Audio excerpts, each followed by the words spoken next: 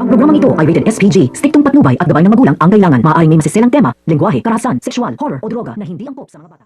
Ating abangan ngayong Lunes. Lagi na lamang nagkakaroon ng masamang panaginip si Gabo tungkol sa walang awang pagpatay ng isang pulis sa kanyang nanay noon. Kaya hinimok niya ang kanyang tatay Rudy na sabihin sa kanya kung sino o anong pangalan ng pulis na pumatay ng kanyang nanay. Habang doon naman sa opisina ng NCIA ay dinalaw nga ni Deborah at Mariano itong kanyang anak na si Victor Safra. Hinarap naman ni Sir Delgado ang mag-asawa at sinabihan na kung ano ang puno ay siya nga din ang bunga.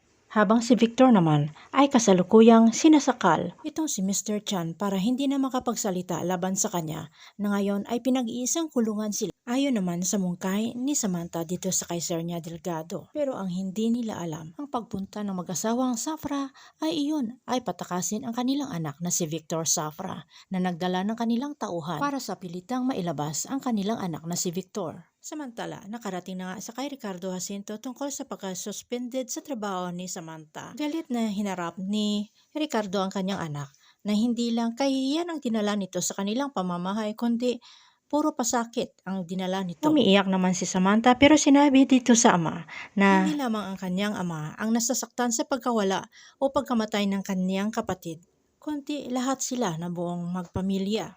Na araw-araw ay pinapanalangin ni Samantha na mapatawad siya ng kanyang amang si Ricardo.